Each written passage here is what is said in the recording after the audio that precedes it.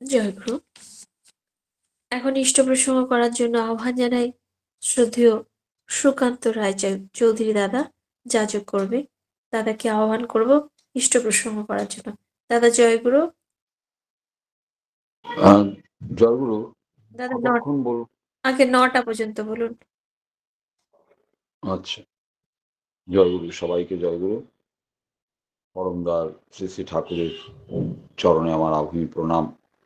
শ্রী শ্রী বড়মার চরণে আমার কোটি কোটি প্রণাম। শ্রী শ্রী বরদার চরণে আমার প্রণাম।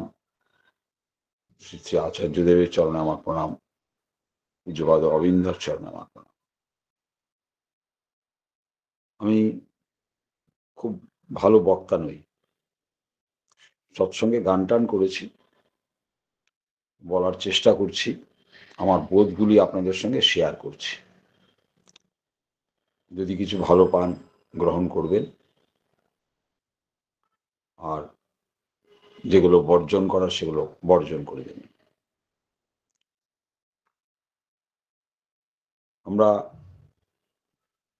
শুনেছি কৃষ্ণের যতেক লীলা সর্বোত্তম নরলীলা, নরবপু তাহার স্বরূপ।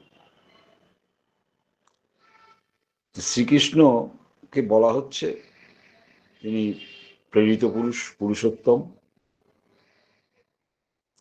তিনি সমস্ত দুনিয়া, বিশ্ব দুনিয়াকে সৃষ্টি করেছেন। আর সেই সৃষ্টির মধ্যে মানুষ সর্বোত্তম।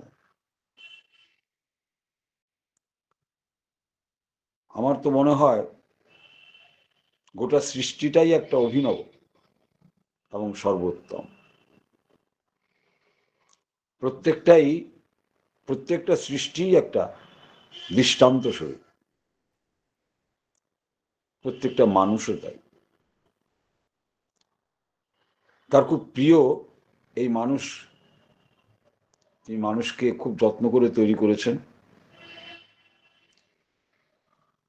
পরমাত্মার অংশ হচ্ছে প্রেরিত পুরুষ, তাদের মধ্যে সেই পরম প্রকাশ পাওয়া যায়।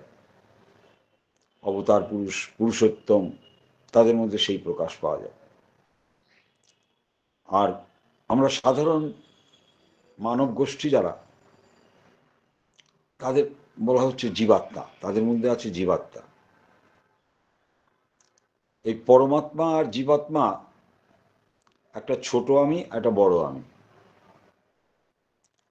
বিশেষ কোনো তফাৎ নেই। পরমাত্মাকে ঈশ্বর এর সঙ্গে তুলনা করা হয়েছে। তিনি অবাং মনুষ্য গোচরম, তিনি ব্রহ্মস্বরূপ, তিনি সর্বভূতে বিরাজমান। তাকে ধরাছোঁয়া, কিন্তু তিনি সর্ব আকারেই তার প্রকাশকে রক্ষা করে চলেন। তেমনি এই জীবাত্মা যে, সেটাও বিবর্তনের মাধ্যমে, আমরা চাই আর না চাই, আমাদের কিছু পরিবর্তন হচ্ছে, কিন্তু নষ্ট হয়ে আমরা যাচ্ছি না। আমরা যেখান থেকে সৃষ্টি হয়েছি সেখানে আবার মিশে যেতে পারি, কিন্তু আমরা কিন্তু শেষ হয়ে যাচ্ছি না। আমাদের কর্ম, আমাদের সাধন ভজন তপস্যার জন্য মাধ্যমে আমরা একটা আকার পাই। এই নশ্বর দেহ এটা থাকে না, কিন্তু এই নশ্বর দেহটাও কিন্তু ফেলে দেওয়ার জিনিস নয়।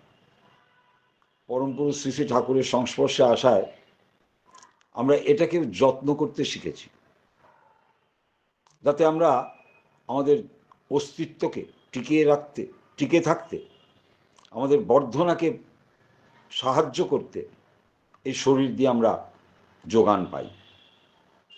তাই শরীরটা আমাদের সঙ্গে সাথী। আমাদের জীবাত্মার প্রত্যেকের শরীর প্রত্যেকের মতো করে সাথী, আর প্রত্যেকেই প্রত্যেকের মতো, কেউ কারোর মতো নয়। প্রত্যেকটা ভিন্ন ভিন্ন সত্তা আজকে ভিন্ন ভিন্ন রূপে বিরাজ করছে।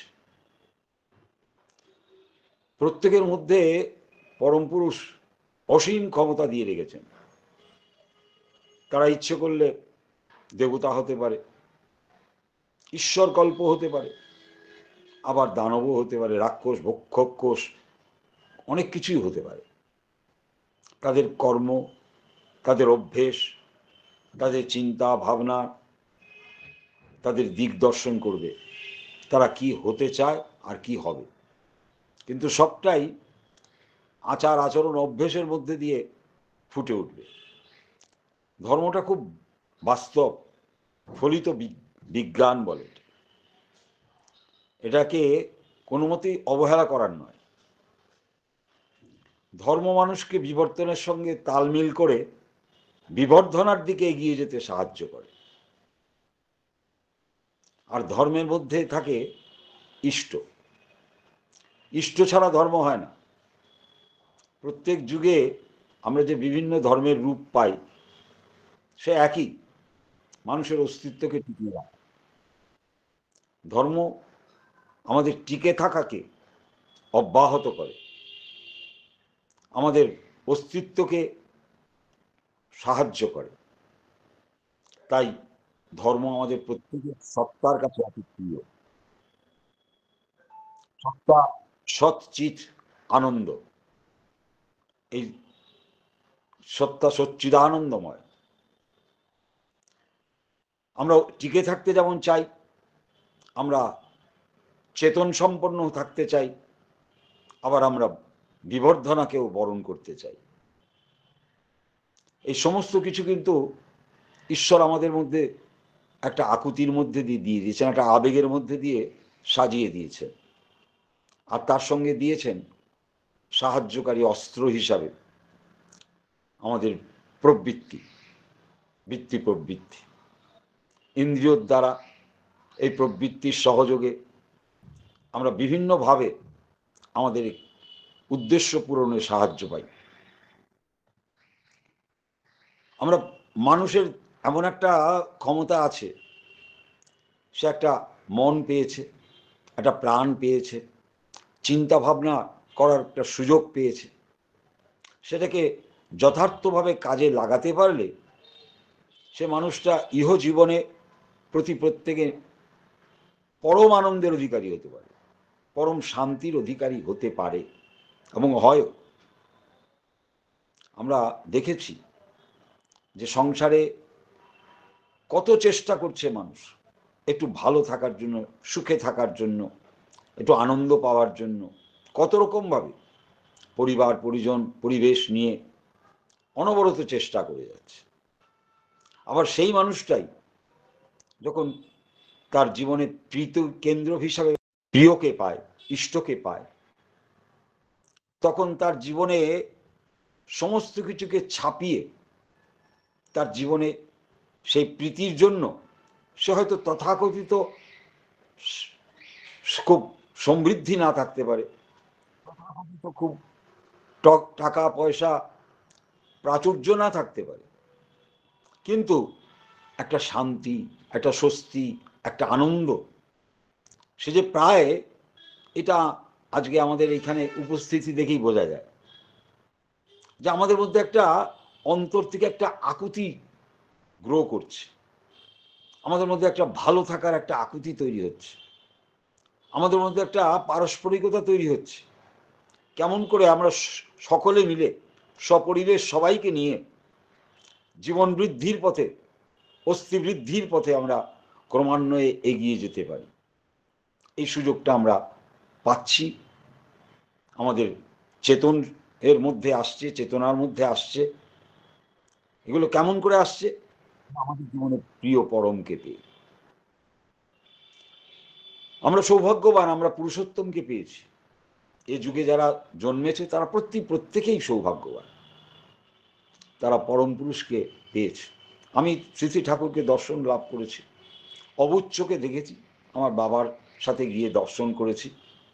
প্রায় 4 বছর 5 বছর পর্যন্ত তার দর্শন পেয়েছি এবং শেষ মুহূর্তে চিতাভস্মের কাছে গিয়ে হাজির হয়েছিলাম আমি আর আমার বাবা, ঠাকুরের সেই চিতাভস্ম আমাদের সমাধি মন্দিরের ওখানে। এখন এটা অনেক উঁচু হয়ে গেছে, তখন এটা এত উঁচু ছিল না যখন সমাধি হয়। শ্রী শ্রী ঠাকুরেরই পছন্দ করা জায়গায় এই নশ্বর দেহ তার সেখানে দাহ করা হয়েছে। কিন্তু তিনি আজও জীবন্ত লীলা করছেন একইভাবে, এক অদ্ভুত আনন্দের মধ্যে দিয়ে তিনি বিরাজ করছেন আচার্য পরম্পরা। শ্রী শ্রী বরদার স্নেহ ভালোবাসা পেয়েছি, শ্রী শ্রী বরদার দাদার ভালোবাসা পেয়েছি, শ্রী শ্রী আচার্যদেবেরও স্নেহ ভালোবাসা লক্ষ্য করছি। আগামী দিনে অবিন্দার সঙ্গেও পরিচিত হব, তিনিও নিশ্চয়ই আমাকে ভালোবাসবেন, স্নেহ করবেন। আমাদের প্রত্যেকের মধ্যে কিন্তু একটা আকুতি থাকে। ওই সলভ ম্যান যারা, প্রেরিত পুরুষ যারা, তাদের কি করে কাছাকাছি থাকা যায়। বাড়িতে পোষা কুকুরটা যেমন তার মালিকের খোঁজ করে, মালিকের কাছাকাছি থাকার চেষ্টা করে, মালিককে দেখতে পেলে একটু পা চেটে দেয়, মালিককে খুশি করার চেষ্টা করে, মালিকের স্বার্থটা খুব ভালো করে বোঝে, দেখে, তাকে রক্ষা করার জন্য সে বীর বিক্রমে ঝাঁপিয়ে পড়ে। যারা মালিকের স্বার্থ ক্ষুণ্ণ করে তাদের সে পছন্দ করে না, যারা অস্তিত্ব বিরোধী তাদেরকে সে পছন্দ করে না। ঠিক তেমনি আমাদের জীবসত্তাও কিন্তু সেই পরম পুরুষের কোথায় পাওয়া যায়, কার কাছে পাওয়া যায়, তার ইশারা কোথায় পাওয়া যায়, তার সন্ধানে কিন্তু থাকেই। আর পেলে তা কিন্তু ভোলে না, ছাড়ে না। থাক না সে জাগতিক যত কিছু বিলাসের মধ্যে হারিয়ে থাক, ডুবে থাক, কিন্তু যখন প্রয়োজন হয় তার টান, তিনি যখন টান দেবেন, নাড়ি ভুড়ি ছিঁড়ে আসবে। তিনি তার ভাষায় কথা, তিনি বলেছেন যে পরমপিতা যখন টান দেবেন তখন সব নাড়ি ভুড়ি ছিঁড়ে আসবে। বাস্তবিক তার টান আমার প্রতি মুহূর্তে আমাদের, কারণ তিনি হচ্ছেন প্রেরিত পুরুষ, কিন্তু মানুষের দেহ নিয়ে যখন আসেন, অবতার পুরুষ, প্রেরিত পুরুষ, তারাও যখন মানুষের দেহধারী হয়ে আসেন, তখন কিন্তু একেবারে স্বাভাবিক মানুষের মতো তারা লীলা করেন। এই শরীরের মধ্যে রোগ শোক জ্বালা যন্ত্রণা সব তারা নিয়ে এগিয়ে চলেন। তার মধ্যে দিয়ে তারা ওই সমাধানী বাণী আমাদের জন্য রেখে যান, দিয়ে যান। কিন্তু আমরা কিন্তু সেই বাণী পালন করতে পারি, আমরা কিন্তু সমাধানী বাণী দিতে পারি না। আমরা কিন্তু মানুষের দুঃখ কষ্ট, নিজের কষ্ট অসুবিধা দুঃখ পারি না। আমরা গর্তে পড়লে হাত বাড়িয়ে দেই, কেউ আমার হাতটা ধরে তুলুক, আমাকে কেউ সাহায্য করুক। আমরা সেই হাত খুঁজি, পরমপিতার হাত খুঁজি, বন্ধুর হাত খুঁজি, যে পরমপিতার আশীর্বাদ নিয়ে আমার হাতটি ধরে তুলে ধরবে। ঠিক তেমনি মানুষের জীবনে এই আকুতি আছেই, মালিকের খোঁজ আছেই।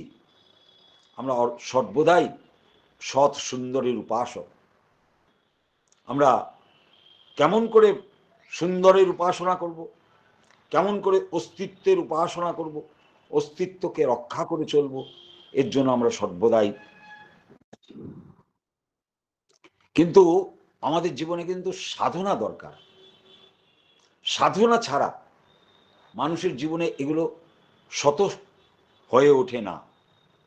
আমাদের জীবনে সাধনা পরম পুরুষ এবার দিলেন, প্রত্যেকটা মানুষকে যেমন তিনি সুযোগ দিলেন দীক্ষার মাধ্যমে যোগযুক্ত, তার সঙ্গে যোগযুক্ত হওয়া, সেই বিরাট পুরুষের সঙ্গে, বড় আমির সঙ্গে ছোট আমির যোগযুক্ত হওয়া এক বৈজ্ঞানিক ব্যবস্থা, তিনি তার নাম দীক্ষা, যার মধ্যে দিয়ে আমরা দক্ষ হয়ে উঠতে পারি। কারণ প্রতিকূল পরিস্থিতির মধ্যে পড়ে হাবুডুবু খাচ্ছে আমরা সবাই, সেখানে কি করে আমি আমার নেগেটিভিটিকে তাড়িয়ে দিয়ে পজিটিভিটিকে প্রতিষ্ঠা করব, প্রতিকূলতাকে দূরে সরিয়ে দিয়ে, যন্ত্রণাকে দূরে সরিয়ে দিয়ে সত্যিকারের সাত্ত্বিক আনন্দের অধিকারী হতে পারব, সত্যিকারের স্বস্তির আনন্দের অধিকারী হতে পারব।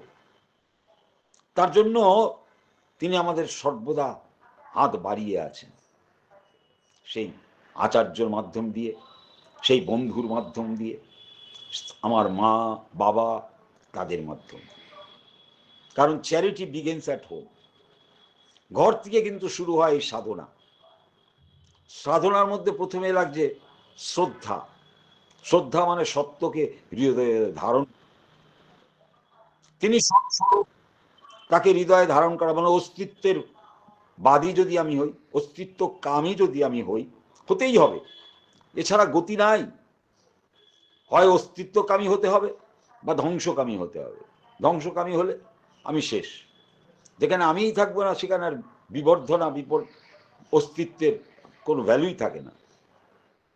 আমি আছি তাই তো অস্তিত্বের দাম আছে। আমি আছি তাই তো তিনি আমার হাত বাড়িয়েছেন, আমি তার হাতটা ধরতে পারছি। তাই আমার নিজের অস্তিত্বকে রক্ষা করার জন্য, আমার নিজেকে নতুন করে চেনার জন্য, আমার প্রত্যেকটা বৃত্তি প্রবৃত্তিকে নিয়ে নিজেকে ওয়েল অ্যাডজাস্টেড হওয়ার জন্য আমার জীবনে সাধন ভজন এগুলো দরকার। এটারই বৈজ্ঞানিক ব্যবস্থা যেটা দিয়েছেন তার নাম যজন। যজন মানে আত্মানাং বৃদ্ধি, নিজেকে জানা। আমি যে একটা অপসুট না, আমি হঠাৎ করে পৃথিবীতে আসিনি। আমার আসার পেছনে একটা সাধনা ছিল, সাধনা আছে। আর সাধনা ছাড়া হয়তো অসুর জন্মাতে পারে, রাক্ষস খক্ষস জন্মাতে পারে, আসতে পারে, কিন্তু ভালো মানুষ, ঊর্ধ্বগামী মানুষ আসবে না। তাই ভালো মানুষকে আনার জন্য, ঊর্ধ্বগামী মানুষের জন্য নারী পুরুষ প্রত্যেকের জীবনে সাধন ভজন একান্ত দরকার। কারণ সাধনার মধ্যে দিয়ে আমরা কি পাই? বীজ নাম জপ করার ব্যবস্থা পাই। তিনি যখন আসেন, তিনি একটা নতুন নাম নিয়ে আসেন, একটা বীজ নাম নিয়ে আসেন। নাম আর নামই কিন্তু অভিন্ন। এই যে আমরা নাম ধ্যানের গ্রুপে ঢুকেছি, আমরা যার নাম করি তারই ধ্যান করি। অনেক সময় আমরা নাম করছি আর ধ্যান করছি আরেকজনের, তখন কিন্তু ডিস্টর্টেড হয়ে যায়। কারণ আমরা যার নাম করি তারই ধ্যান করি। করতে করতে কি হয়, একটা অটো এফেকশন চলে আসে, একটা টান চলে আসে, একটা এফিনিটি আসে। এই টানটাই হচ্ছে আসল জিনিস। সাধারণত যারা গুরু পায়নি, ধর্ম পায়নি, ইষ্ট পায়নি, যাদের জীবনে মা বাবার প্রতি কোনো টান থাকে না, তাদের জীবনে কি থাকে? এই বস্তু জগতে বস্তুর উপর টান থাকে। কারণ এগুলো খুব সহজলভ্য, বস্তু সহজেই পাওয়া যায়, তার প্রতি টান থাকে। আর তাতে টান থাকলে কি হয়? মানুষ আরো হাবুডুবু খায়, রোগসংকুল জীবন, দুঃসহ জীবন হয়ে ওঠে। তার থেকে মানুষ ত্রাণ পেতে চায়। কেমন করে ত্রাণ পাওয়া যায় সেই কৌশল তিনি বারবার করে বলে দিয়েছেন। যজন তারই একটা অভ্যেস, আচরণ, নিজের মননশীলতা, ধ্যানশীলতা, নিজের মনের একাগ্রতা আমরা নিয়ে যদি ঠিক নামটা করতে পারি, তাহলে কতবার আমি পৌঁছাতে পারি, তাহলে তো কাম ফর্স, আমরা অনেক কিছু তখন করতে পারব। কারণ আমাদের মধ্যে সেই ভগবান ঈশ্বরত্বের সমস্ত রকম গুণ দিয়ে পাঠিয়ে দিয়েছেন, কিন্তু আমরা সেগুলোকে ভুলে বসে আছি, আমরা সেগুলোকে পাশ কাটিয়ে চলছি। আমরা নানা রকমভাবে ভোগে মত্ত হয়ে গেছি। আর যতই ভোগ আরাম প্রিয়তার দিকে আমরা ঝোঁক দেব, ততই দেখব আমাদের জীবন থেকে অস্তিত্ববাদ কেমন যেন দূরে সরে যাচ্ছে। কেমন করে বিভিন্নভাবে আমরা আমাদের সেই কনসেন্ট্রেশনটা, সতের প্রতি কনসেন্ট্রেশনটা, আচার্যের প্রতি কনসেন্ট্রেশনটা আমাদের সরে যাবে। এটা কখনোই কাম্য নয়। কেমন করে আমরা প্রত্যেকেই অস্তিত্ববাদী হতে পারি, আমরা কেমন করে প্রত্যেকের সহযোগী হয়ে উঠতে পারি। কারণ তার প্রতি টান আসলেই সেই টানই ভূমায়িত হয়ে, সেই প্রীতি ভূমায়িত হয়ে প্রত্যেকটা জীবের মধ্যে আমি তখন তাকে খুঁজব, তাকে ভালোবাসার চেষ্টা করব। প্রত্যেকেই আমার আপনজন, প্রত্যেকের স্বার্থই তখন আমার স্বার্থ। আমার ক্ষুদ্র স্বার্থ তখন আর আমাকে তাড়িয়ে বেড়াবে না। সাধারণত আমরা আমাদের ব্যক্তিগত স্বার্থ নিয়ে খুব পড়ে থাকি, তখন আমাদের স্বার্থ তখন আমার কাছে গৌণ হয়ে উঠবে। সমষ্টি স্বার্থ, বৃহত্তর স্বার্থ তখন আমার কাছে মুখ্য হয়ে উঠবে। কারণ এই বৃহত্তর স্বার্থের মধ্যে আমার ইষ্ট স্বার্থ জড়িয়ে আছে কিনা আমি খুঁজে দেখব। প্রতি মুহূর্তে আমি অস্তিত্বের সাধনা করব। আমার ইষ্টের প্রতি আমার ঝোঁকটাকে আমরা যদি আরো বাড়িয়ে দিতে পারি, তখনই দেখব আমাদের দৃষ্টি ক্ষমতা অনেকখানি প্রসারিত হয়ে গেছে। আমাদের জীবনে তখন ভুল ভ্রান্তি কম হবে না, আমরা তখন সবটা দেখতে পারব। এই কোনোভাবেই গাফিলতি করা ঠিক নয়। আমার মনে আছে অনেকদিন আগে আমি ছাতা একটা নিয়ে গিয়েছি, আমি একটা ঘর পেয়েছি, তো ঘরের মধ্যে ছাতাটা রেখে ও রোদের মধ্যে বেরিয়ে গেছি। সিপাহীদা বসেছিলেন একটা বেঞ্চের মধ্যে। তা আমি যখন ওই ঠাকুরবাড়ির ভেতরে রান্নাঘরে খাওয়া দাওয়া করে যখন ফিরছি, তিনি আমাকে ডাক দিয়ে বললেন, এই গরমের মধ্যে রোদের মধ্যে আপনি ছাতা ছাড়া ছাতা আনেননি? আমি তখন বলে ফেললাম মুখ ফসকে যে আমি ছাতা এনেছি, কিন্তু ঘরে রেখে দিয়ে এসছি ভুলে, আর ওটা বার করা হয়নি। তো তিনি বললেন, এটা গাফিলতি। এরকম ছোট ছোট গাফিলতি আমাদের জীবনকে অনেকটা পিছিয়ে দিতে পারে, আমাদের জীবনকে অনেকখানি ভাবে গৌণ করে তুলতে পারে, নানানভাবে আমরা ঈশ্বর থেকে বিযুক্ত হয়ে যেতে পারি। তাই কোনো গাফিলতিকেই পাত্তা দেওয়া ঠিক না। তাকে কি করে এড়িয়ে আমাদের জীবনকে, আমাদের অভ্যেসকে, আমাদের আচরণকে, আমাদের চিন্তা ভাবনাকে কি করে আরো সুললিত এবং ওয়েল অ্যাডজাস্টেড করা যায়, এর জন্য কিন্তু আমাদের সর্বদা ভাবনা চিন্তা করে দেখতে হবে। পরিবারে আমরা যে কয়জন আছি, যদি আমরা পরস্পরের সঙ্গে সহযোগী না হই, হাত মিলিয়ে না চলি, পরিবার যেমন মুখ থুবড়ে পড়বে, গোটা ফ্যামিলি যেমন এগোতে পারবে না, চলতে পারবে না, বিপদ আপদের সঙ্গে লড়তে পারবে না। কারণ সংসার তিনি এমনভাবে করে দিয়েছেন সংগ্রাম মুখর জায়গা। এখানে শুধু বসে আরাম করা, শুধু বসে নিদ্রা যাওয়া, তার ব্যবস্থা তিনি রাখেননি। প্রতি মুহূর্তে আমাদের সংগ্রাম মুখর হতে হবে, ক্লেশ সুখ প্রিয় হতে হবে। এবং তিনি এই ভাষাটায় ব্যবহার করেছেন, ক্লেশকে সুখ নিয়ে, ক্লেশের মধ্যে সুখ খুঁজতে হবে, তাকে প্রিয় করে তুলতে হবে, ভয় পেলে চলবে না, আপন করে নিতে হবে। আমরা যত ক্লেশ সুখ প্রিয় হব, যত আমরা নিরাশী নির্মম হব, কোনো রকম এক্সপেকটেশন রাখা যাবে না, আশা রাখা যাবে না। কারণ এটা দেখা গেছে, আমরা যেখানেই আশা রেখেছি সেখানেই আশা হত হলে আমাদের মনটা ভেঙে যায়। আর মনটা ভেঙে গেল, কারণ সব কিছুর মধ্যে তো মনটা লাগে। ফুল মাইন্ড যদি না হয়, সমস্ত মনটা নিয়ে যদি আমি কোনো কাজ না করি, তো এই আতস কাচের মধ্যে দিয়ে যেমন একটা ছোট্ট কাগজের মধ্যে আমরা অগ্নিসংযোগ করে দিতে পারি সূর্যের রশ্মি থেকে, কোনো রকম আর আলাদা কোনো সাহায্য না নিয়ে, ঠিক তেমনি আমাদের মনটা কিন্তু এমনই একটা শক্তিশালী যন্ত্র, অস্ত্র, যাকে যদি আমি একাগ্র করতে পারি, কনসেন্ট্রেট করতে পারি, তাহলে দেখা যাবে আমরা সমস্ত কিছুকে ভেদ করে আমরা পরমপিতা পরমেশ্বরকে আমার ভেতরে জাগরণ করতে পারব। কারণ আলটিমেটলি সব কিছুর মূল কথা হলো আমার ভেতরের সেই ক্ষুদ্র ঈশ্বর সত্তাকে সামনে নিয়ে আসা। আমার ভেতরে যে ঈশ্বর লুকিয়ে ছিলেন তাকে বার করা, তাকে খুঁজে পাওয়া, আমার আমিকে বড় আমির সঙ্গে যোগযুক্ত করে দেওয়া।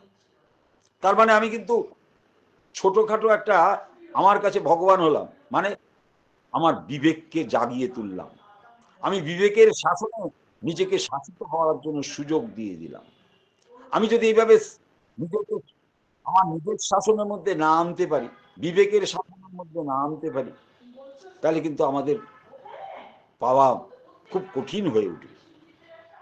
আর সেটা হলেই আমরা কিন্তু অপরকে শাসন করতে পারি না, আমি অপরের শাস্তা হতে পারি না, আমাকে প্রত্যেকের শান্তা হতে হবে। আর সেটা তখনই সম্ভব যখন আমার জীবনে এরকম একজন প্রীতি কেন্দ্র থাকবে, সে মা হতে পারে, বাবা হতে পারে, কিন্তু সবচেয়ে বেশি সাপোর্টিভ হয় যখন আমরা পরমেশ্বরকে আমার জীবনে পাই, এমনতর আচার্যকে আমরা পাই, যিনি আচরণ দ্বারা প্রভুকে জেনেছেন, তাকে দেখেছেন, তাকে অনুভব করেছেন। সেই আচরণ সিদ্ধ পুরুষকে আমাদের সর্বদাই নমস্কার জানাতে হয়।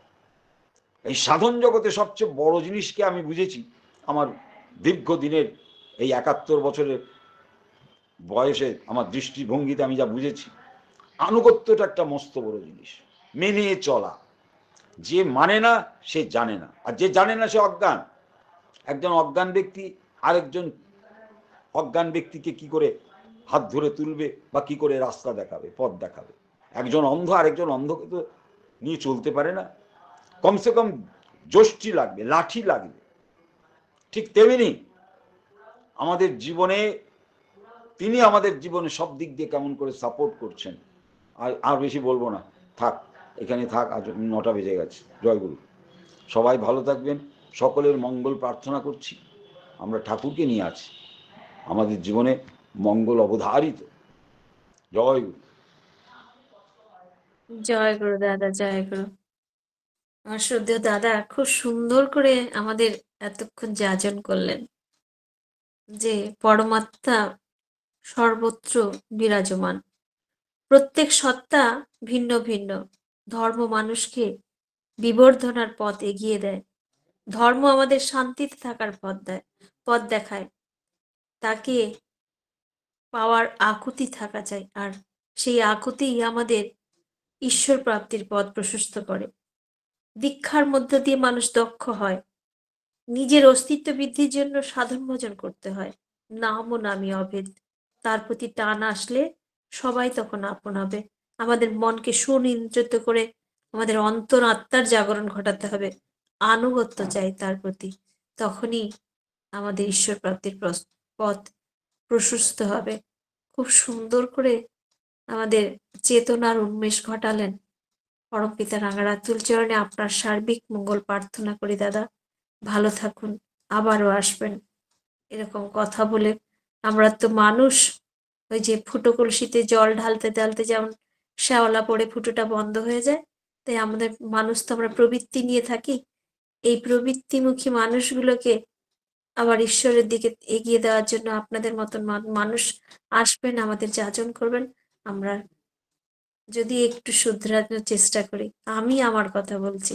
জয় গুরু দাদা, খুব ভালো থাকুন, সুস্থ থাকুন এবং পরম পিতাকে নিয়ে আনন্দে ভরপুর হয়ে থাকুন, এই কাতুর প্রার্থনা দয়ালের রাহারাতুল চরণে।